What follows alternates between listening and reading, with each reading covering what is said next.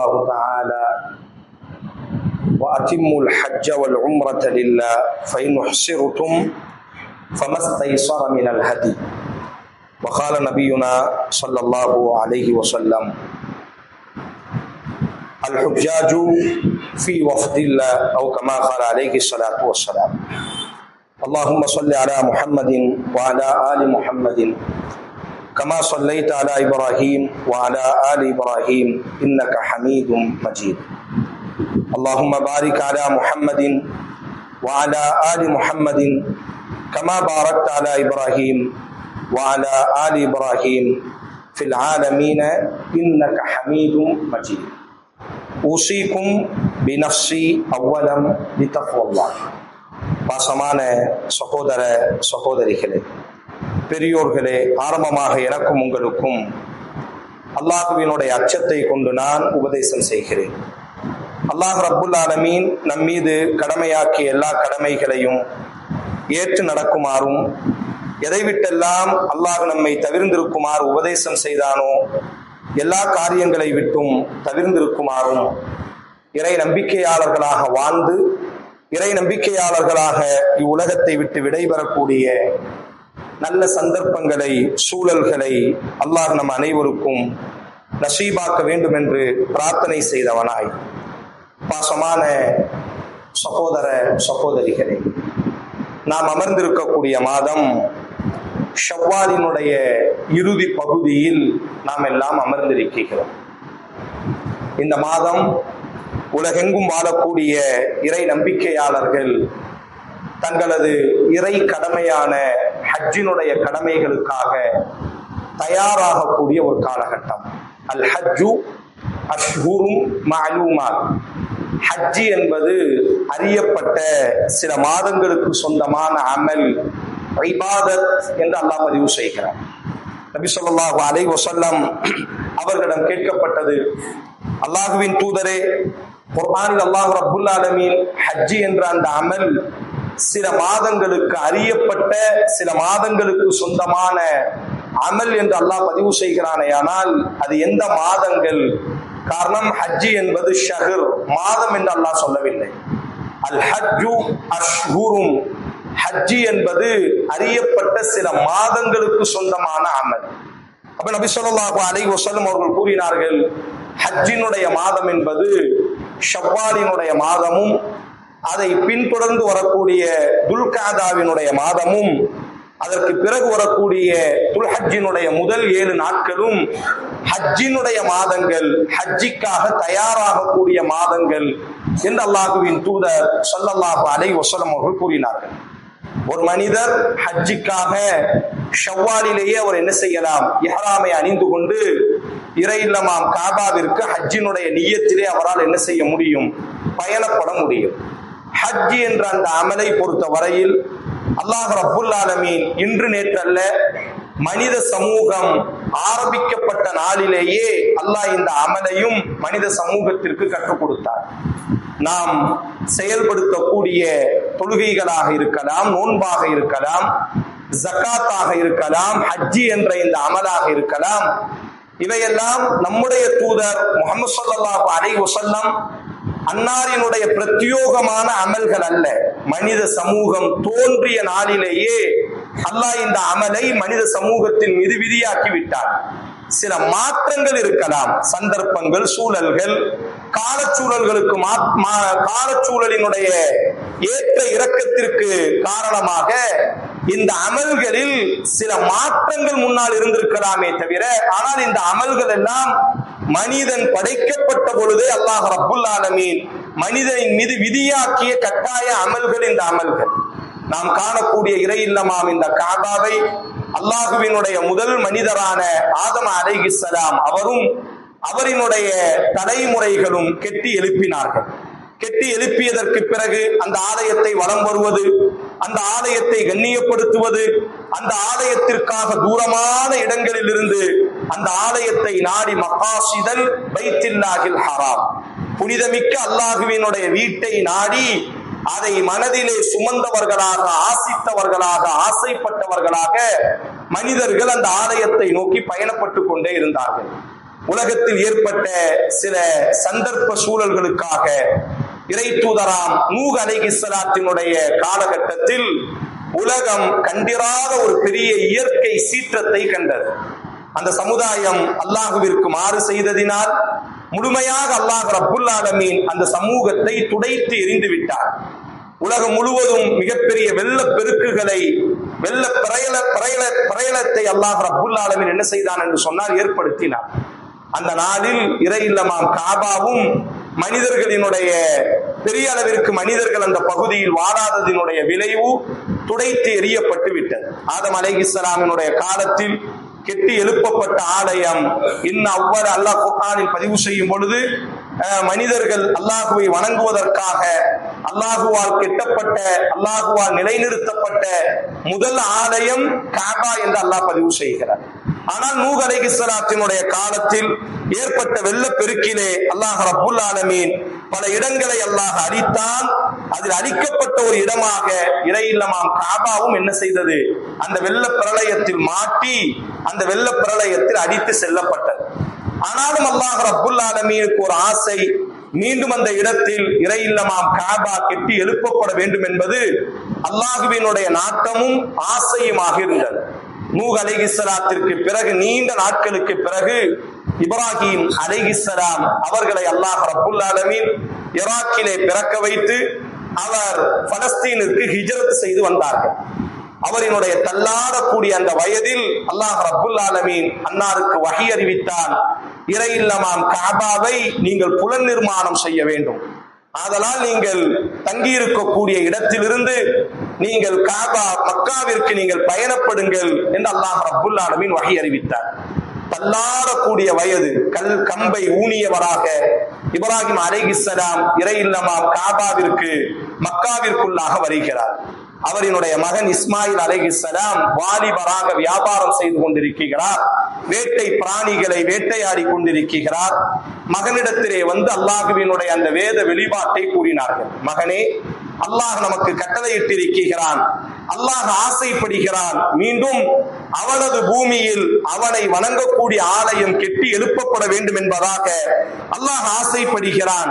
வாருங்கள், நாம் இருவரும் சேர்ந்து அல்லாஹ்வுக்காக அந்த ஆலயத்தை மீண்டும் கெட்டி எழுப்பலாம் என்பதாக இப்ராஹீமுல் கவாயித மினல் பைத்தி வ இஸ்மாயில், இப்ராஹீமும் இஸ்மாயிலும் சேர்ந்து எனக்காக எனது ஆலயத்தினுடைய முகடுகளை உயர்த்தினார்கள், கெட்டி எழுப்பினார்கள் என்று அல்லாஹ் பதிவு செய்கிறார். கெட்டி எழுப்பப்பட்டு விட்டது. இப்ராஹிம் அலைஹிஸ்ஸலாம் அல்லாஹ்விடத்தில் கேட்கிறார்கள், அல்லாஹுவே, உனக்கான ஆலயம் கெட்டி எழுப்பப்பட்டு விட்டது, என்ன செய்ய வேண்டும்? ஜும்மாவிற்கு இமாம் அவர்கள் இப்பொழுது அதான் வாங்க கொடுத்தார்கள். மக்கள் எல்லாம் வாருங்கள், அல்லாஹுவினுடைய ஆலயமாம் தொழுவதற்காக ஜும்மாவிற்காக வாருங்கள் என்பதாக அழைப்பு கொடுக்கப்பட்டது. அசருக்கு வாங்கு கொடுக்கப்படும், மனிதர்களே தொழுகைக்காக வாருங்கள் என்பதாக.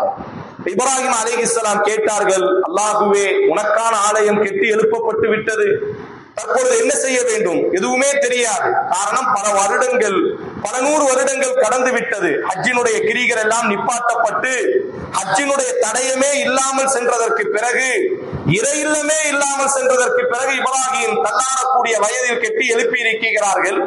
இப்பொழுது என்ன செய்ய வேண்டும்? இப்ராஹிம் அலைஹிஸ்ஸலாம் கேட்ட பொழுது அல்லாஹ் குர்ஆனில் கூறினார். சூரா ஹஜ் என்ற அத்தியாயத்தில் இந்த செய்தியை அல்லாஹ் பதிவு செய்கிறார். இப்ராஹிம் உரத்த சப்தத்தோடு மனித சமூகத்திற்கு அழைப்பு கொடுங்கள். வஅத்தின், முஅத்தின் என்று சொல்கிறோம் அல்லவா, அழைப்பு கொடுப்பவர். வஅத்தின் என்று சொன்னால் நீ அழைப்பு கொடு. உரத்த சப்தத்தோடு என்ன செய்ய வேண்டும்? சாதாரண சப்தம் அல்ல, உரத்த சப்தத்தோடு அழைப்பதற்கு பெயர் அத்தின் என்று சொல்லப்படும். குர்ஆனில் சொல்கிறான், வஅத்தின் ஃபின்னாஸ் பில் ஹஜ்ஜி யஅதூக ரிஜாலன் வஅலா குல்லி ضامرி யஅதீன மின் குல்லி ஃபஜ்ஜின் அமீக். இப்ராஹிமே, உரத்த சப்தத்தோடு நீங்கள் அழைப்பு கொடுங்கள். மனித சமூகமே, அல்லாஹ்விற்கான ஆலயம் கெட்டி எழுப்பப்பட்டு விட்டது. தடயமில்லாமல் இருந்த ஆலயம் இதோ மீண்டும் புலன் நிர்மாணம் செய்யப்பட்டு விட்டது. வாருங்கள், அல்லாஹுவினுடைய வீட்டை நாடி, அல்லாஹுவினுடைய வீட்டை எதிர்பார்த்து, அல்லாஹுவின் அருளை எதிர்பார்த்து மனித சமூகமே வாருங்கள்.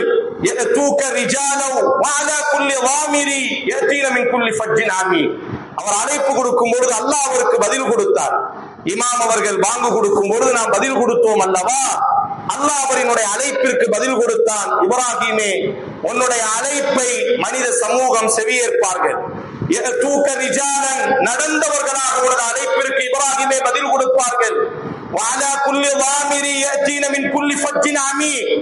ஒட்டகங்களிலும் மெலிந்த ஒட்டகங்களிலும் கால சக்கரம் சுழலும் பொழுது என்னென்ன வாகனங்கள் பரிணாமம் அடையுமோ அனைத்து வாகனத்திலும் இப்ராஹிமே உனக்கு இந்த சப்தத்திற்கு பதில் கொடுத்து மனித சமூகம் இந்த ஆலயத்தின் பால் வருவார்கள் என்று அல்லாஹ் அஸ்ஸ வஜல் இப்ராஹிமிற்கு அல்லாஹ் ரப்புல் ஆலமீன் பதில் கொடுக்கிறார்.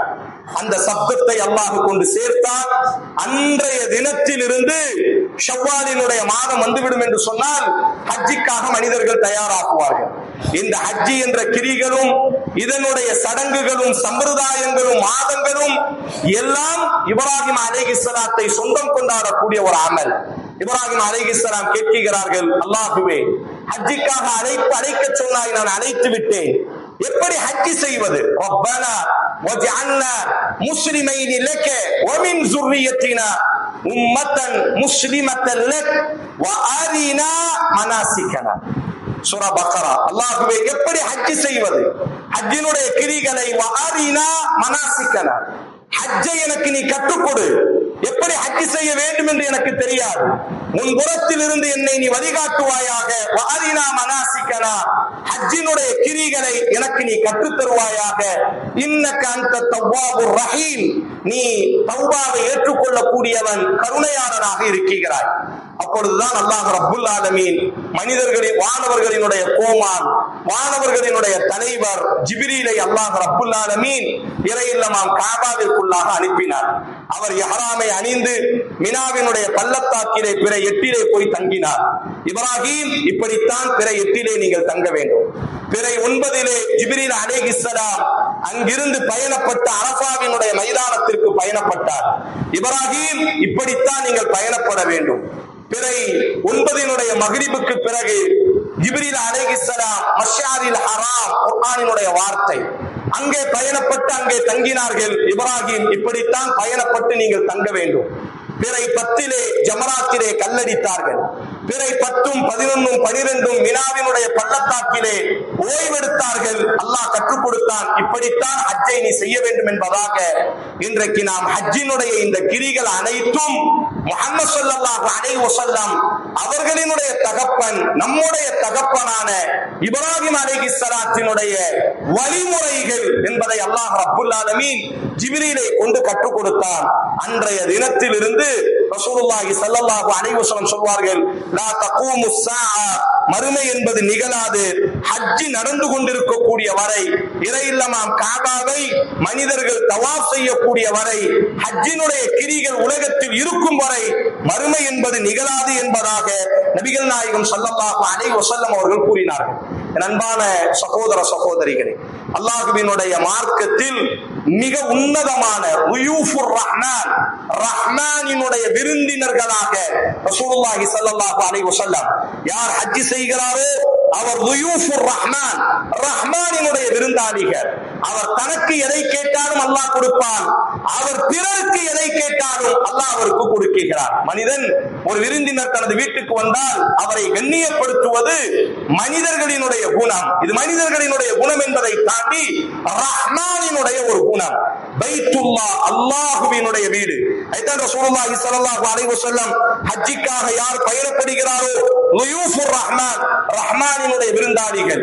வஃபுல்லாஹ், அல்லாஹ்வினுடைய பொறுப்பில் அவர்கள் இருக்கிறார்கள். எதை கேட்டாலும் அல்லாஹ் ரப்புல் ஆலமீன் அவர்களுக்கு கொடுக்கிறான் என்பதாக ரசூலுல்லாஹி ஸல்லல்லாஹு அலைஹி வஸல்லம் அவர்கள் கூறுவார்கள். இன்னும் அல்லாஹ்வின் தூதர் ஸல்லல்லாஹு அலைஹி வஸல்லம் கூறுவார்கள், ஒரு ஹஜ் செய்யக்கூடிய ஒரு மனிதர் தனக்காக பாவ மன்னிப்பு தேடினாலும், வமன் இஸ்தக்ஃபர, பிறருக்காக அவர் பாவ மன்னிப்பு தேடினாலும் அல்லாஹ் ரப்புல் ஆலமீன் அவரினுடைய பாவ மன்னிப்பை அங்கீகரிக்கிறான் என்பதாக. ஒரு மனிதனுக்கு முதலில் இந்த அமல் மட்டும்தான் ஆசையோடு சம்பந்தப்பட்டது. இந்த அமல் மட்டும்தான் காதலோடு சம்பந்தப்பட்டது, நேசத்தோடு சம்பந்தப்பட்டது. என் நேசனை நான் சந்திப்பதற்காக பயணப்படுகிறேன், என் இறைவனினுடைய வீட்டை நான் சந்திப்பதற்காக பயணப்படுகிறேன். அல்லாஹ் ரப்புல் ஆலமீன் எப்படியெல்லாம் அழைப்பு கொடுப்பார். வல் யத்தவஃபு பில் பைத்தில் அதீக், எனது பழமையான வீட்டை சுற்றுவதற்காக வாருங்கள். அல்லாஹ்வினுடைய அழைப்பை பாருங்கள். உங்களது தகப்பன் நின்ற இடத்தை பார்ப்பதற்காக வாருங்கள். குர்ஆன் அல்லாஹ் ரப்புல் ஆலமீன் பதிவு செய்கிறார்.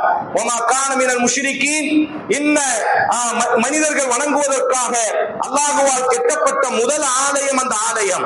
உங்களது தகப்பன் இப்ராஹிம் நின்ற இடம் அந்த இடம். அந்த இடத்தை பார்ப்பதற்காக வாருங்கள். உங்கள் தகப்பனினுடைய இடத்தை தரிசிப்பதற்காக வாருங்கள். பில் பைத்தில் அதீக், பழமையான எனது வீட்டை சுற்றுவதற்காக வாருங்கள். எனது வீட்டிலே நிற்பதற்காக வாருங்கள். குர்ஆன் அல்லாஹ் ரப்புல் ஆலமீன் வயிது ஜஅல்னல் பைத மஸாபத்தல் லின்னாஸி வ அம்னா வத்தகிது மின் மகாமி இப்ராஹிம் முஸல்லா, உங்கள் தகப்பன் இப்ராஹிம் நின்ற இடத்தை அல்லாஹ் பாதுகாத்து நிற்கிறான். வாருங்கள். வத்தகிது மின் மகாமி இப்ராஹிம் முஸல்லா, இப்ராஹிம் நின்ற இடத்திலே நிற்பதற்காக வாருங்கள்.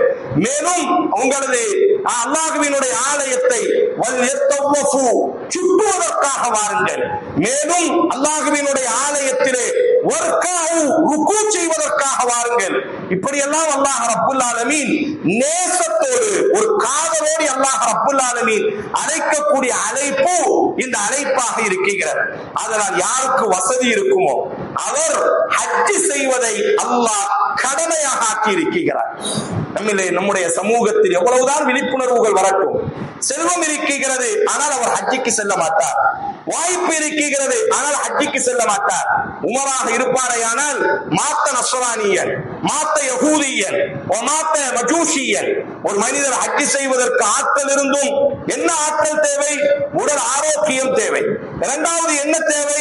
சமகாலத்தில் ஒரு 4 லட்சத்திற்கு நாம் சொந்தக்காரர்களாக இருந்தால் நம்மீது ஹஜ்ஜி கடமை. அல்லாஹ் குர்ஆன்ல பதிவு செய்யும் பொழுது வலில்லாஹி அலன்னாசி ஹஜ்ஜுல் பைத்தி மன் இஸ்ததா இலைஹி சபீலா, அல்லாஹ்வுக்காக ஹஜ் செய்வதற்காக வாருங்கள். அடுத்த வார்த்தை அல்லாஹ் சொல்வான், ஃபமன் கஃபர, ஹஜ் செய்யக்கூடிய சூழல் இருந்தும் ஒருவன் நிராகரித்தார். ஃபமன் கஃபர, ஒரு மனிதனுக்கு அல்லாஹ் சந்தர்ப்பத்தை கொடுத்தான், சூழலை கொடுத்தான், ஆரோக்கியத்தை நல்கினான், ஹஜ் செய்வதற்கான செல்வத்தை கொடுத்திருக்கிறான். வமன் கஃபர, ஒருவன் புறக்கணித்தான், ஃபஇன்னல்லாஹ கனியுன், அல்லாஹ் பணக்காரன், மறந்து விடாது. இந்த வார்த்தை எந்த அமலுக்கும் அல்லாஹ் சொல்ல, ஃபஇன்னல்லாஹ கனியுன், நீ என்ன செல்வம் வைத்திருக்கிறாய்? நீ என்ன பெரிய செல்வ செழிப்பை சுழந்து கொண்டிருக்கிறாய்? உன்னுடைய செல்வம் அல்லாஹ்வினுடைய ஆலயத்திற்கு உன்னை அழைத்து வராவிட்டால், ஃபமன் கஃபர, அல்லாஹ்வினுடைய ஆலயத்தை நீ புறக்கணித்தால், ஃபஇன்னல்லாஹ கனியுன், அல்லாஹ் பணக்காரன், அனில் ஆலமீன், உலகத்தாரை விட்டும் அல்லாஹ் பணக்காரன், அல்லாஹ் உலகத்தாரை விட்டும் மேலானவன் என்ற ஒரு வார்த்தையை எச்சரிக்கையோடு அல்லாஹ் என்ன செய்கிறார்? பதிவு செய்கிறார். அதைத்தான் உமர் ரலியல்லாஹு அன்ஹு அவரினுடைய ஆட்சியில் ஹஜ்ஜி கடமையாகி ஒரு மனிதர் ஹஜ்ஜி செய்யாவிட்டால் மாத்த நஸ்ரானிய, நீ ஏன் இந்த மார்க்கத்தில் இருக்க வேண்டும்? எங்காவது போய் தொலைந்து சாக வேண்டியதுதானே? கிறிஸ்தவனாக, யூதனாக, மஜூசியாக போனாலும் கூட எங்களுக்கு எந்த கவலையும் இல்லை என்ற வார்த்தையை பயன்படுத்தக்கூடிய அளவிற்கு. காரணம், இது நேசத்தோடு சம்பந்தப்பட்டது. எப்பொழுது நாம் சந்திக்க மாட்டோம், இறை ஆலயத்தில் எப்பொழுது நாம் நிற்க மாட்டோம். ஒரு கால் அங்கு மரணம் வந்தாலும் கூட அந்த மரணமும் பாக்கியமிக்கது. ரசூலுல்லாஹி ஸல்லல்லாஹு அலைஹி வஸல்லம் சஹீஹ் முஸ்லிம்ல இந்த செய்தி பதிவு செய்யப்படுகிறது. அல்லாஹ்வின் தூதரோடு ஹஜ்ஜிக்காக ஒரு தோழர் இஹ்ராமை அணிந்து அரஃபாவினுடைய மைதானத்தில் நிற்கிறார். அரஃபாவினுடைய மைதானம் நிறைவடைகிறது. குதிரையின் மீது ஏறி இப்பொழுது முஸ்தலிஃபாவிற்கு பயணப்பட வேண்டும். குதிரையின் மீது ஏறுவதற்காக அந்த தோழர் செல்கிறார். ஆனால் அந்த குதிரை வாகனம் கொஞ்சம் விலகிவிட்டது. அவர் கீழே விழுந்தவுடன் நபித்தோழர்கள் எல்லாம் போய் ஓடி போய் தூக்குவார்கள். அதற்கு முன்பாக அவரினுடைய ரூஹு பிரிந்து விடும், அவர் மரணித்து விடுவார். ரசூல் ஸல்லல்லாஹு அலைஹி வஸல்லம் அவர்களுக்கு முன்பாக அவரினுடைய ஜனாசா கிடத்தப்படும். அல்லாஹ்வின் தூதர் சிறிது யோசனைக்கு பிறகு சொல்வார்கள், பொதுவாக ஒரு ஜனாசாவை குளிப்பாட்டும் பொழுது ஆடைகளை களைந்து பிற ஆடைகளிலே குளிப்பாட்டும் பொழுது நறுமணங்களை தடவுவது சுண்ணாவாக இருக்கும். கற்பூரங்களை கொண்டு, நம்மிடத்தில் நாம் பயன்படுத்தக்கூடிய நறுமண திரவியங்களை கொண்டு, சோப்புகளை கொண்டு ஜனாசாவை குளிப்பாட்டுவது சுண்ணாவாக இருக்கும். ஆனால் ரசூல் ஸல்லல்லாஹு அலைஹி வஸல்லம் சொல்வார்கள், வேண்டாம், இவரை பொதுவான நீரிலே குளிப்பாட்டுங்கள், எந்த ஒரு நறுமணத்தையும் இவர் மீது நீங்கள் என்ன செய்யாதீர்கள், தடவாதீர்கள். ஜனாசா குளிப்பாட்டப்படுகிறது. ரசூல் ஸல்லல்லாஹு அலைஹி வஸல்லம் குளிப்பாட்டப்பட்ட ஜனாசாவிற்கு வெளியில் இருந்து ஆடைகள் கஃன் செய்வதுதான் மிக ஏற்றமானதும் கூட. இருக்கக்கூடிய ஆடைகளில் வெண்மையான ஆடைகள், புதிய ஆடைகள் இருக்குமையானால் மிக மிக ஏற்றமானது. அதுதான் பொதுவாக ஒரு சுண்ணாவும் கூட. ரசூல் ஸல்லல்லாஹு அலைஹி வஸல்லம் சொல்வார்கள், இல்லை, அவர் அணிந்திருக்கக்கூடிய அந்த ஆடையவே கஃனாக நீங்கள் மாற்றுங்கள். அவருக்காக வெளியிலிருந்து எந்த ஒரு ஆடையையும் நீங்கள் என்ன செய்ய வேண்டாம், மொத்தம் 3 ஆடைகளை கொண்டு ஒரு ஆணை கஃன் செய்ய வேண்டும். அல்லாஹ்வின் தூதர் சொல்வார்கள், இல்லை, அவர் அணிந்திருக்கக்கூடிய ஆடையை கொண்டே நீங்கள் என்ன செய்யுங்கள், அவரை கஃன் செய்யுங்கள். வெளியிலிருந்து எந்த ஒரு ஆடையையும் நீங்கள் கொண்டு வர வேண்டாம். பொதுவாக கஃன் முடித்ததற்கு பிறகு, முகங்களை பார்த்ததற்கு பிறகு தலையோடு சேர்த்து முகத்தை மூடி என்ன செய்ய வேண்டும் என்று சொன்னால் நாம் கெட்ட வேண்டும். அல்லாஹ்வின் தூதர் சொல்வார்கள், வேண்டாம், அவரினுடைய தலையும் முகமும் திறந்தவராகவே இருக்கட்டும். தொழுகை முடிக்கப்படுகிறது. அவரை அடக்கம் செய்ததற்கு பிறகு தோழர்கள் கேட்பார்கள், அல்லாஹ்வின் தூதரே, அல்லாஹ்வின் தூதர் சொல்வார்கள், அவர் அல்லாஹ்வுக்காக, ஹஜ்ஜிக்காக, அல்லாஹ் மகாசிதல் பைத்துல்லாஹில் ஹராம், அல்லாஹ்வினுடைய வீட்டை எதிர்பார்த்து பெரும் ஆசையோடு அல்லாஹ்வினுடைய அருளை சுமக்க வேண்டும் என்ற நம்பிக்கையோடு அவர் இஹ்ராம் கட்டியிருப்பார். இஹ்ராம் கட்டியதற்கு பிறகு தல்பியா சொல்வது, லப்பைக், நான் வந்து விட்டேன் என்பதாக அவரை அந்த இஹ்ராமிலேயே நாம் அடக்கம் செய்கிறோம். காரணம், அந்த கபூர் முழுவதும் அவர் இஹ்ராமிலேயே இருப்பார். நாளைக்கு மறுமையில் எல்லோரும் எழுப்பப்படும் பொழுது அவர் இஹ்ராமிலேயே என்ன செய்யப்படுவார், எழுப்பப்படுவார். மறுமையில் எல்லோரும் எழுந்து ரப்பை காணாமல் ரப்பினுடைய வீட்டை கண்டு நாங்கள் வந்துவிட்டோம் என்று சான்று கொடுக்கிறோம். ஆனால் இவருமோ நாளைக்கு மறுமையில் மஹ்ஷரில் இருந்து எழுப்பப்படும் பொழுது தல்பியாவை முழங்கியவராக, லப்பைக் அல்லாஹும்ம லப்பைக், படைத்த அல்லாஹுவே, இதோ நான் வந்துவிட்டேன் என்பதாக சான்று கொடுத்தவராக இஹ்ராமிலேயே இருப்பது. இஹ்ராமிலேயே எத்தனை ஆண்டுகள், அல்லாஹ் ஆலம், அல்லாஹ் மிக தெரிந்தவன், அத்தனை ஆண்டும் அவர் இஹ்ராமிலேயே இருக்கிறார். எவ்வளவு நன்மைகள்! மஹ்ஷர் பெருவெளியிலும் அவர் இஹ்ராமிலேயே எழுந்து நிற்கிறார். மஹ்ஷர் பெருவெளியிலும் உலகத்தில் இறை இல்லமாம் காபாவை சுற்றியவர்கள் நாளைக்கு மஹ்ஷர் பெருவெளியில் அந்த மனிதருமோ அல்லாஹுவை கண் கொண்டு பார்த்து தல்பியாவை முழங்கியவராக மறுமையை சுற்றி கொண்டிருப்பார் என்று அல்லாஹுவின் தூதர் கூறினார்கள் என்று சொன்னால், ஏன் ரசூலுல்லாஹ் இதை சொல்ல வேண்டும்? ஒரு கால் மரணம் அந்த ஹஜ்ஜிலே நடந்தாலும் கூட ஒரு பெரிய ஒரு பாக்கியம் தான். நீங்கள் யாரும் மனம் தளர்ந்து விடாதீர்கள். தூர பயணம் என்பதாக, சிரமமான பயணம் என்பதாக சோர்ந்து விடாதீர்கள். நன்மை, மன் ஹஜ்ஜ ஃபலம் யர்ஃபுஸ் வலம் யஃஸுக் ரஜாக யௌமி வலதத்து உம்முஹு. ஒரு மனிதர் ஹஜ் செய்கிறார், கெட்ட வார்த்தை பேசாமல், கோபப்படாமல், சாந்தமான முறையில் அவர் ஹஜ் செய்தால், அவர் வீடு திரும்பினால் அன்று பிறந்த பாலகனாக. இந்த மார்க்கத்தில் 3 அமல்கள் மட்டும்தான் நம்முடைய எல்லா பாவங்களையும் அளிக்கும். நாம் இப்பொழுது ஜும்மா தொழுதோம், நம்முடைய சிறிய பாவங்களை மன்னிக்கும். நாம் நோன்பு நோற்றோம் ரமதானில், நம்முடைய சிறிய பாவங்களுக்கு பரிகாரம். ஆனால் ஒரு 3 அமல்கள், அது மட்டும் நாம் செய்த அத்தனையையும் மன்னித்து, அன்று பிறந்த ஒரு குழந்தை, இந்த நேரம் ஒரு குழந்தை பிறந்தால் எவ்வளவு தூய்மையாக இருக்கும், அதுபோன்று அல்லாஹ் ரப்புல் ஆலமீன் மாற்றக்கூடிய அமல்கள். இது 3 அமல்களை சஹீஹ் முஸ்லிமில் அல்லாஹ்வின் தூதர் சொல்வார்கள், ஒரு மனிதர் இஸ்லாத்திற்குள்ளாக நுழைந்தார் என்று சொன்னால், யஹ்திமு மா கான கப்லா, அவரினுடைய அத்தனை பாவத்தையும் அல்லாஹ் மன்னிக்கிறார். ஒரு மனிதர் அல்லாஹ்வுக்காக பயணப்பட்டு ஹிஜ்ரத் செய்தார் என்று சொன்னால், ஆரம்ப காலகட்டத்தில் அவரினுடைய அத்தனை பாவத்தை மன்னிக்கிறார். 3வது ஒரு வார்த்தை, மன் ஹஜ்ஜ, ஒரு மனிதர் ஹஜ் செய்தார் என்று சொன்னால், யஹ்திமு மா கான கப்லா, அவரினுடைய எல்லா பாவத்தையும் அல்லாஹ் மன்னித்து அன்று பிறந்த பாலகனாக அவரை மீட்டுக் கொண்டு வருகிறான் என்பதாக நபிகள் நாயகம் ஸல்லல்லாஹு அலைஹி வஸல்லம் அவர்கள் கூறுகிறார்களே. ஆனால் என் அன்பான உறவுகளே, இந்த அமலின் மீது நமக்கு ஒரு ஆர்வம் வர வேண்டும். ஆணாக இருந்தாலும் பெண்ணாக இருந்தாலும் நான் ஹஜ் செய்ய வேண்டும், அல்லாஹ்வினுடைய ஆலயத்திற்கு நான் பயணப்பட வேண்டும். குருவியை போன்று நான் சேமித்தாலும் கூட இறை இல்லமாம் காபாவை கனவு கண்டவனாக நான் அந்த இடத்திலே போய் நிற்க வேண்டும். ரசூலுல்லாஹி ஸல்லல்லாஹு அலைஹி வஸல்லம் அரஃபாவில் நிற்பவர்களினுடைய எல்லா பாவத்தையும் அல்லாஹ் மன்னிக்கிறான் என்பதாக நபிகள் நாயகம் ஸல்லல்லாஹு அலைஹி வஸல்லம் ஹஜ்ஜினுடைய தினத்தில் கூறினார்களே. ஆனால் இந்த சுப செய்தியை நான் அடைய வேண்டும் என்பதாக ஆசைப்படக்கூடியவர்களாக, காதல் வைப்பவர்களாக, நேசனை சந்திப்பதற்கு பயணப்படக்கூடியவர்களாக. நபித்தோழர்களை நீங்கள் எடுத்துக்கொண்டால் ஒவ்வொரு வருடமும் ஹஜ் செய்யக்கூடியவராக இருப்பார்கள். ரசூலுல்லாஹ்வினுடைய மனைவி அன்னை ஆயிஷா ரலியல்லாஹு அன்ஹா அல்லாஹ்வின் தூதரிடத்தில் கேட்பார்கள், அல்லாஹ்வின் தூதரே, அமல்களிலேயே மிகச்சிறந்த அமலாக நாங்கள் பார்ப்பது அல்லாஹ்வின் பாதையில் போராடுவதை நாங்கள் பார்க்கிறோம். நாங்கள் அஃபலா நுஜாஹிது, நாங்களும் இந்த போராட்டத்தில் கலந்து கொள்ளட்டுமா? அல்லாஹ்வின் தூதர் சொல்வார்கள், இல்லை, போராடுவதை காட்டிலும் மிகச்சிறந்த ஒரு அமலை நான் உங்களுக்கு கற்றுத் தருகிறேன். அல் ஹஜ்ஜு மப்ரூர், நன்மைகளால் அலங்கரிக்கப்பட்ட அந்த ஹஜ் இருக்கிறது, எல்லா அமலை காட்டிலும் மிக உயர்வானது என்பதாக நபிகள் நாயகம் ஸல்லல்லாஹு அலைஹி வஸல்லம் கூறினார்களே. இந்த செய்தியை அறிவித்த ஆயிஷா ரலியல்லாஹு அன்ஹா இதற்கு பிறகு ஒவ்வொரு வருடமும் ஹஜ்ஜுக்காக பயணப்படக்கூடியவர்களாக இருந்த பெண் தான். ஆனால் ஹஜ்ஜுக்காக பயணப்படுவார்கள். உமர் ரலியல்லாஹு அன்ஹு அவர் ஆட்சி பொறுப்பிற்கு வந்ததற்கு பிறகு மரணிக்கக்கூடிய வரை அவர்களினுடைய தலைமையில் தான் ஹஜ்ஜினுடைய கிரிகள் நடைபெற்றுக் கொண்டிருந்தது.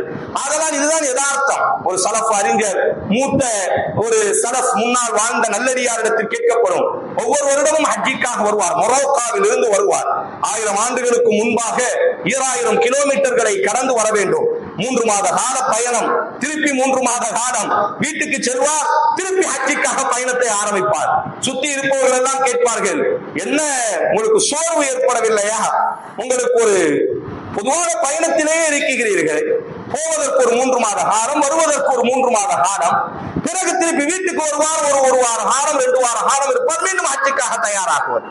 இது எந்த விதத்தில் நியாயம்? கேட்கும்போது அவர் சொல்வார், முன்னால் வாழ்ந்த மனிதனுடைய ஒரு கவிதை, ஸுர்ஹைப்பன், நேசனை சந்திக்க வேண்டும், நேசனை சந்திப்பதற்கு நேசனை சந்திக்க வேண்டும் என்று ஆசைப்படுவதனால் உலக உள்ளத்திலே என்ன சோர்வு வந்துவிடப் போகிறது? நேசனை சந்திப்பதற்காக பயணப்படக்கூடிய பயணம் என்ன சோர்வை நமக்கு தந்துவிடப் போகிறது? அங்கோ நேசன் இருக்கிறான். அந்த நேசனை நினைத்துக் கொண்டு பயணத்தை தொடரும் பொழுது உலக நேசர்களில் மிக உயர்ந்த நேசனான என்னுடைய காதலன், என்னுடைய நேசனான அல்லாஹ்வை சந்திப்பதற்கு நான் பயணப்படும் பொழுது என்ன சோர்வு இருக்கிறது என்ற ரீதியில் அவர் என்ன செய்வார்? ஒரு கவிதையை மேற்கோள் காட்டுவார். அதனால் அன்பானவர்களே, வாய்ப்பு இருக்கக்கூடியவர்கள் இன்ஷா அல்லாஹ் வரக்கூடிய வருடமேனும் நாங்கள் நியத்து வைக்க வேண்டும். பெரிய அளவிற்கு பொருளாதாரம் எல்லாம் தேவைப்பட வேண்டிய அவசியம் இல்லை. தூய்மையான எண்ணத்திற்கு அல்லாஹ் கூலி கொடுக்கக்கூடியவன். அல்லாஹ்வே, உன்னுடைய ஆலயத்தை நீ வர சொன்னாய், நீ வருமாறு கட்டளையிட்டிருக்கிறாய், வருவதை நீ ஆமோதிக்கிறாய், நீ ஆசைப்படுகிறாய், வருபவர்களை நீ உன்னுடைய விருந்தாளியாக கண்ணியப்படுத்துகிறாய். நானும் அந்த விருந்து உபச்சாரத்தில் கலந்து கொள்ள வேண்டும் என்பதாக தூய்மையான எண்ணம் இருக்குமையானால் அல்லாஹ் ரப்புல் ஆலமீன் நம்மை அழைத்து செல்வார் என்ற சிந்தனையை நாம் என்ன செய்ய வேண்டும்? சிறு பிராயத்திலேயே சம்பாதிக்கும் பொழுது இதையெல்லாம் ஒரு இலக்காக வைத்து, நம்முடைய முன்னோர்கள் எல்லாம் அப்படித்தான். அவர்களிடத்தில் கேட்கப்படும், உங்களுடைய இலக்கு என்ன? நம்முடைய வாழ்ந்து மரணித்த வாழ்ந்த முதியவர்களிடத்தில் கேட்டு பாருங்கள். ஒரு முறையேனும் இதை இல்லமாம் காபாவிலே போய் நிற்க வேண்டும், இதுதான் ஆசை என்று சொல்வார்கள். அதுபோன்று நாமும் என்ன செய்ய வேண்டும்? இது காதலோடி, அன்போடி சம்பந்தப்பட்டது, பொருளாதாரத்தோடு ஆரோக்கியத்தோடு சம்பந்தப்பட்டதல்ல. நேசம் இருக்குமையானால், அன்பு இருக்குமையானால், தூய்மையான எண்ணம் இருக்குமையானால் அல்லாஹ் அவனது வீட்டின் பால் நம்மை என்ன செய்வான்? அழைத்து கொண்டு வருவான். அந்த வீட்டுக்கு அதிபதி அல்லாஹ். அங்கே யார் வர வேண்டும் என்பதை தீர்மானிக்கக்கூடியவன் அந்த வீட்டினுடைய அதிபதியாக இருப்பதினால் அவன் தீர்மானித்து விட்டால் யார் நம்மை தடுக்க முடியும்? அல்லாஹும்ம லா மானிஅ லிமா அதைத வலா முஅதிய லிமா மனஅத. நாம் ஒவ்வொரு தொழுகைக்கு பிறகு ஓதக்கூடிய ஒரு பிரார்த்தனை, கொடுப்பதை தடுப்பதற்கு எவனும் இல்லை, அவன் தடுப்பதை கொடுப்பதற்கும் எவனும் இல்லை. அவன் நாடிவிட்டால் எல்லா சிரமங்களையும் அவன் என்ன செய்யக்கூடும்? நீக்கக்கூடும். ஆதலால் ஹஜ்ஜினுடைய மாதம், ஹஜ்ஜை பற்றியதான சிந்தனை, அந்த அமலுக்கான ஆர்வங்களை நாங்கள் வளர்த்துக் கொள்ள வேண்டும். இறுதியாக இந்த அமலை பொறுத்தவரையில் நண்பு சகோதரர்களே, அல்லாஹ் குர்ஆன்ல சொல்லும் பொழுது, ஹஜ்ஜிக்காக நீங்கள் தயாராகும் பொழுது ஒரு கால் நீங்கள் தடுக்கப்பட்டால், மற்ற அமல்களுக்கெல்லாம் அல்லாஹ் இந்த வார்த்தையை சொல்ல மாட்டார். ஹஜ்ஜிக்காக நீங்கள் முயற்சி செய்யும் பொழுது ஒரு கால் நீங்கள் ஹஜ்ஜி செய்வதை விட்டும் தடுக்கப்பட்டால், காரணம் இந்த அமலிலே சில பல நேரங்கள்ல சில தடங்கல்கள் ஏற்படும். நபிகள் நாயகம் ஸல்லல்லாஹு அலைஹி வஸல்லம் அவர்கள் பெரும் கனவோடி நபியும் நபித்தோழர்களும் இஹ்ராமை அணிந்தவர்களாக உம்ரா செய்வதற்காக வரும் பொழுது அங்கே தடுக்கப்பட்டார்கள். நீங்க உம்ரா செய்யக்கூடாது, திரும்பி செல்லுங்கள் என்பதாக. ஏதோ ஒரு காரணம், உலகத்தினுடைய சீதோஷண நிலை காரணமாக கொரோனாவினுடைய காலத்துல பெரிய அளவிற்கு மனிதர்கள் ஹஜ்ஜி செய்வதை விட்டும் தடுக்கப்பட்டார்கள். அல்லது நாம் முயற்சி செய்திருப்போம், திடீர் என்பதாக நமக்கு ஏற்பட்ட உடல் பலகீனத்தின் காரணமாக, ஏதோ ஒரு காரணத்தினால் இந்த அமலில் சில தடங்கல்கள் வரத்தான் செய்யும் என்று அல்லாஹ் பதிவு செய்கிறார். நம்முடைய இந்திய நாட்டை பொறுத்தவரையில் இந்த வருடம் ஹஜ்ஜி செய்வதற்காக ஒதுக்கப்பட்ட கோட்டா என்பது 1,75,000 கோட்டாக்கள். அதாவது இந்திய தேசத்திலிருந்து இந்த வருடம் 1,75,000 நபர்கள் ஹஜ்ஜி செய்வதற்காக அனுமதிக்கப்பட்டிருந்தார்கள் 2 அரசாங்கத்தினுடைய ஒப்பந்தத்தின் அடிப்படையில். அதில் 1,25,000 கோட்டா என்பது அரசே தன்னுடைய கையில் வைத்து ஹஜ்ஜிக்கான பணிகளை மேற்கொள்ளும். அதுதான் நாம ஹஜ்ஜி கமிட்டி என்று சொல்வோம்.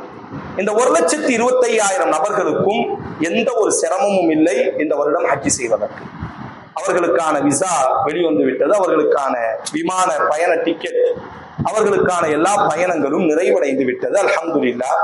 நாடக்கூடியவர்கள் அல்லாஹ் ரப்புல் ஆலமீன் ஆரோக்கியத்தோடு அவர்களுக்கு ஆரோக்கியத்தை நிரப்பமாக்கி இந்த 1,25,000 நபர்களும் சிறந்த முறையிலே ஹஜ்ஜி செய்வதற்கான எல்லா ஏற்பாடுகளும் நிறைவடைந்து விட்டது. இதுவரை எந்த தடங்களும் இல்லை, இனியும் எந்த தடங்களும் இருக்க போவதில்லை. ஒரு 50,000 கோட்டாக்களை ஒவ்வொரு வருஷமும் அரசாங்கம் என்ன செய்யுமேயானால் தனியார் நிறுவனங்களுக்கு பிரித்து கொடுக்கும். இது ஒவ்வொரு வருஷமும் நடப்பது. அதனாலதான் தனியார் மூலியமாக நாங்க ஹஜ்ஜிக்கு போறோம்னு சொல்றோம்ல, அந்த அடிப்படையில தான் ஒரு 50,000 கோட்டாக்களை ஒவ்வொரு வருடமும் என்ன செய்யும் என்று சொன்னால், ஒவ்வொரு வருடமும் அந்த எண்ணிக்கை கூடும் குறையும். இந்த வருடம் அல்ஹம்துலில்லாஹ் அதிகமாகவே என்ன செய்தது அரசாங்கம், 2 அரசாங்கத்தினுடைய ஒப்புதலோடு நம்முடைய இந்திய அரசாங்கம் 50,000 கோட்டாக்களை தனியார் நிறுவனங்களுக்கு பிரித்து கொடுத்திருந்தது. இந்த 50,000 நபர்கள் இந்த வருடம் ஹஜ்ஜி செல்வது ஒரு கேள்விக்குறியாக இருக்கிறது. அது யார் மீது தவறு என்பது நமக்கு தெரியவில்லை. 2 அரசாங்கங்களும் மாறி மாறி குற்றங்களை சுமத்தி கொண்டிருக்கிறார்கள். நம்முடைய நாட்டினுடைய பிரதமரும் கூட கடந்த திங்கட்கிழமை சவுதி அரேபியாவிற்கு சென்று பேச்சுவார்த்தை நடப்பதாக இருந்தது. அது எந்த அளவிற்கு நடந்தது என்று தெரியவில்லை. இதுவரை அதற்கான முழுமையான தீர்வு என்பது இதுவரை கிட்டவில்லை. இந்த 50,000 நபர்கள் ஹஜ்ஜி செய்ய வேண்டுமையானால் அது ஒரு கேள்வியாகத்தான் இருக்கிறது. காரணம், 2 அரசாங்கங்களும் இதற்கு முன்பாகவெல்லாம் தனியாருக்கு ஒதுக்கப்பட்ட பிறகு தனியார்காரர்கள் என்ன செய்வார்கள் என்று சொன்னால், மினாவிற்கு சென்று அங்கே கஃபீல் இருப்பார்கள், முஅல்லிம் இருப்பார்கள், அவர்களை தொடர்பு கொண்டு அவர்களின் ஊடாக மினா டெண்டை என்ன செய்ய முடியும், புக் செய்ய முடியும். ஆனா இப்ப 2-3 வருடமாக சவுதி அரசாங்கமும் மிகப்பெரிய அளவிற்கு நெருக்கடிகளை இந்த உம்ராவிலும் ஹஜ்ஜிலும் கொண்டு வந்து விட்டது. இதனுடைய விளைவு என்னவென்று சொன்னால், யாருமே தனியார் நீங்க எல்லாம் வரக்கூடாது, அரசாங்கம் மூலியமாகத்தான் என்ன செய்யணும், அவங்கத்தான் என்ன செய்யணும், மினா டெண்டை புக் செய்யணும். மினா டெண்டை புக் செஞ்சா மட்டும்தான் நாங்க ஹஜ்ஜி விசாவையே நாங்க என்ன செய்வோம், என்ட்ரி பண்ணுவோம், அடிப்போம் அப்படிங்கக்கூடிய ஒரு புதிய விதிகளை கொண்டு வந்து, இதுல என்ன நடந்துச்சுன்னு தெரியல. எல்லா தனியார் நிறுவனங்களும் அரசாங்கத்துக்கு நாங்க கெட்ட வேண்டியதை கெட்டிட்டோங்கிறாங்க. அரசாங்கம் சொல்லுது இல்ல, சவுதி அரசாங்கம் ஒரு குறிப்பிட்ட நேரம் தந்திருந்துச்சு, அந்த நேரத்துக்குள்ள நாங்க முயற்சி செஞ்சோம், ஆனா அதுக்குள்ளே அந்த நேரத்தை அது தூக்கிட்டு, அதனால எங்களால மினா டெண்டர் புக் செய்ய முடியல. இப்படி மாறி மாறி குற்றங்களை சுமத்தி கொண்டிருக்கிறோம். எதுவாக இருந்தாலும் இந்த ஒரு அமலில் மட்டும் அல்லாஹ் ரப்புல் ஆலமீன் நீங்கள் தடுக்கப்பட்டால் என்ற வார்த்தையோடித்தான் அல்லாஹ் இந்த அமலை ஆரம்பம் செய்கிறார். அதனால் நாம சோர்ந்து போக வேண்டிய அவசியம் இல்லை. யாரெல்லாம் நியத்து வைத்தோமோ அல்லாஹ் ரப்புல் ஆலமீன் நியத்திற்கு கூலி கொடுக்கக்கூடியவன். நேசனை சந்திப்பது அல்ல இலக்கு, நேசனை சந்திக்க வேண்டும் என்று ஆசைப்படுவதுதான் அரபியில் சொல்வார்கள். நேசனை சந்திப்பதினால் அல்ல பெரிய என்னுடைய கனவு, நேசனை சந்திப்பதை ஆசைப்படுவதே எனக்கு நன்மையினுடைய பூரணம் தான். அதனால நம்ம நியத்து வைத்ததற்கு வாய்ப்பு இருக்கு. அல்லாஹ் நாடினால் இன்ஷா அல்லாஹ் 50,000 நபர்களும் ஹஜ்ஜி செய்ய முடியும். அப்படி இல்லாத பட்சத்தில் நாம் இந்த வருடம் தடுக்கப்பட்டாலும் எந்த சிரமமும் இல்லை. நம்முடைய முயற்சிக்கான கூலியை அல்லாஹ் நிரப்பமாக தருவான். ரொம்ப சகோதரர்கள், ஐயோ நான் ஊர்ல எல்லாம் சொல்லிட்டேனே, அங்க சொல்லிட்டேன் இங்க சொல்லிட்டேன், இந்த நேரத்துல இப்படி ஆயிட்டுனா என் நிலைமை, அதை நம்ம ரப்பையே சந்திக்க முடியாம இருக்க, இங்க பிரச்சனை, இங்க இவங்களுக்கு என்ன பிரச்சனை அப்படின்னு சொன்னா, ஊர்ல எந்த முகத்தை கொண்டு நான் நடக்கிறது, ஊருக்கெல்லாம் விருந்து கொடுத்துட்டோம்ல, எல்லாருமே சொல்லிட்டோம்ல, போனது சொன்னா என்ன நினைப்பாங்க, இப்படி அல்ல. இது இஹ்லாஸோடு சம்பந்தப்பட்டது. நம்முடைய அப்படியே இந்த சிந்தனையில் போனாலும் கூட அது ஹஜ் அல்ல, அது சாபம். அல்லாஹ்வுக்காக அல்லவா என் ரப்பை நான் சந்திக்கணும். யாரிடத்துல நாம சொல்லி என்ன, அவங்க சொன்னதுனால என்ன நடக்க போகுது, ஒண்ணுமே கிடையாது. அப்ப இந்த சிந்தனை அல்ல. பொதுவாக நமக்கு என்ன தோண வேண்டும்? நான் செய்திருக்கக்கூடிய ஏதோ ஒரு பாவம் நான் தடுக்கப்பட்டிருக்கிறேன். யாரையும் குற்றம் சாட்டுவதை தாண்டி நம் பக்கம் நாம் என்ன செய்வோம்? மீள்வோம். அல்ஹம்துலில்லாஹ், அல்லாஹ் ரப்புல் ஆலமீன் இந்த தடைக்கு பிறகாக அதையும் அல்லாஹ் சொல்கிறான், தடுக்கப்பட்டால் என்று சொல்லிவிட்டு அல்லாஹ் சொல்கிறான், அடுத்த சந்தர்ப்பத்தை அல்லாஹ் ஏற்படுத்துவான் என்றையும் என்பதையும் அல்லாஹ் நமக்கு என்ன செய்கிறான்? உறுதியாக அல்லாஹ் நமக்கு வாக்கு தருகிறார். அதனால் நாம் என்ன செய்ய வேண்டாம்? சோர்ந்து போக வேண்டிய அவசியம் இல்லை. முயற்சி செய்வோம். இன்ஷா அல்லாஹ் அப்படி இந்த வருடம் ஹஜ் செய்வதற்கான சூழல் அமையாதவர்களுக்கு ஹஜ் செய்வதற்கான முழு கூலியும் இஹ்லாஸ் இருக்குமேயானால் கொடுக்கப்படும். வரக்கூடிய வருடங்களேனும் அல்லாஹ் ரப்புல் ஆலமீன் எந்த சிரமமும் இல்லாமல் உலகெங்கும் வாழக்கூடிய இறை நம்பிக்கையாளர்கள் இவ்வருடமே தங்களினுடைய பயணத்தை முழுமையாக மேற்கொள்வதற்கும், யாரெல்லாம் பயணப்படுவார்களோ அந்த பயணத்தை அல்லாஹ் கபூல் செய்வதற்கும், திரும்பி வரும் பொழுது அன்று பிறந்த பாலகனாய் ஆரோக்கியத்தோடு அவர்களினுடைய வீட்டின் பால் திரும்பி வருவதற்கும், யாரெல்லாம் ஆசிப்பார்களோ ஆசைப்படுவார்களோ அனைவர்களுக்கும் அல்லாஹ் ரப்புல் ஆலமீன் இந்த நற்பாக்கியத்தை நல்க வேண்டும் என்று பிரார்த்தனை செய்தவனாய் எனது முதல் உரையை நான் நிறைவு செய்கிறேன். அஃபுல் கௌலி ஹாதா.